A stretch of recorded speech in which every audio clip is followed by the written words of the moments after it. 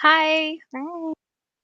welcome back to another session of Marketing Minute Live. I'm Jasmine, the marketing coordinator here at Innovative Global Vision, and I am joined by our content marketing specialist, Adrian. Nice to see you. Hi. So, last week's blog post or last month's blog post talked about the pros and cons of Facebook ads. And one positive outcome that comes from Facebook and Instagram ads is the fact that you can be very detailed in your targeting when it comes to audiences. So, detailed targeting allows you to show relevant ads to the right people. Doing this can produce faster results and with less money. Yeah. But with all this potential, obviously, you have to understand how to use Facebook audiences effectively. For example, if you target an audience that may be disinterested in the ad or topic that you're talking about, you're going to receive not a lot of link clicks or traffic to your website. Right. So, if you find that your social media ads are not receiving the link clicks and marketing results you hope for, maybe your target audience needs improvement. Yes, so to help you out, that's why today we're going to dive into 3 tips on creating Facebook audiences. And to start off, we're going to starting off with the basics. It's Facebook's saved audience tool, which is demonstrated here on the screen.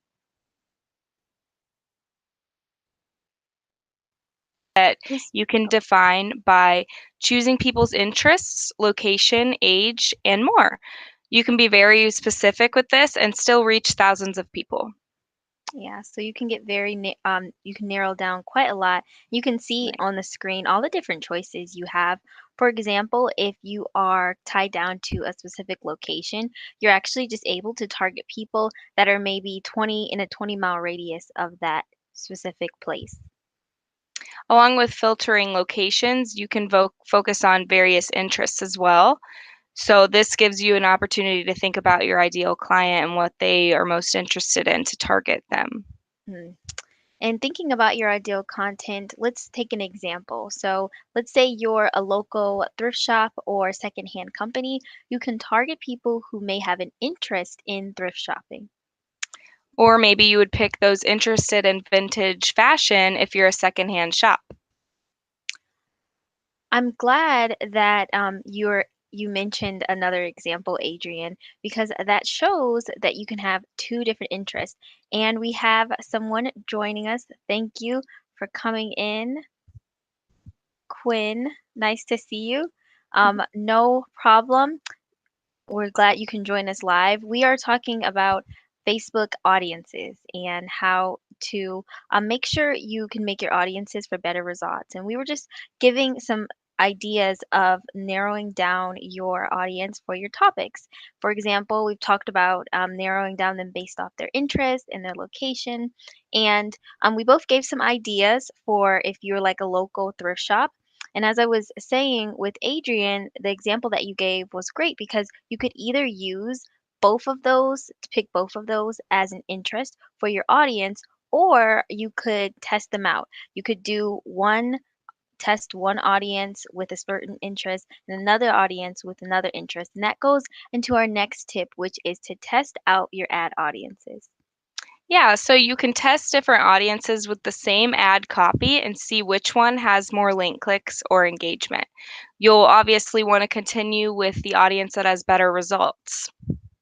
Yeah, so by testing the waters, you'll be able to make the most of your ad budget, and that way you won't waste your money. Speaking of not wasting your ad budget to save money on ads, you need to understand the difference between cold and warm audiences. Now, some of you may be curious as to what a warm and cold audience is. So, I'm going to explain what a cold audience is. This refers to people who haven't seen or engaged with your content. These people are less likely to do business with you because they have yet to establish a relationship or trust with you. Yeah, so with the cold audience, it depends heavily on impulse buying and Yeah. quick purchasing decisions. But on the flip side, a warm audience is those who have maybe interacted with your post before, who have visited your website, and are familiar with your company.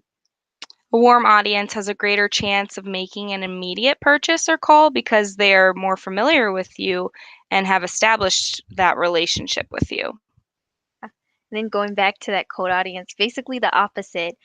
When it comes to posts that you are showing to a cold audience, these would be posts that just kind of introduced your business or brand, maybe sharing reviews to help build trust. Those who follow and engage with you or visit your website can receive a direct sales message like a promotion ad.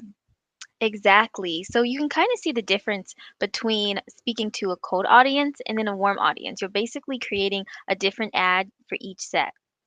Yeah, so if you liked to see more examples of Facebook audiences and create ads, you might want to join Jasmine this week.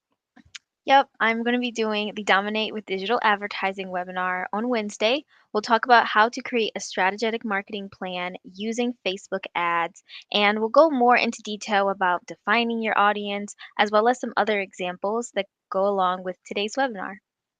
And the link to sign up for her webinar is in today's caption. Well, that actually wraps up today's session. We want to thank you so much for those of you who were able to join live, or those of you watching the replay. You can always go back if you missed the beginning. And until next week, we can't wait to see you again. Same time, same place. Bye, everyone. Bye.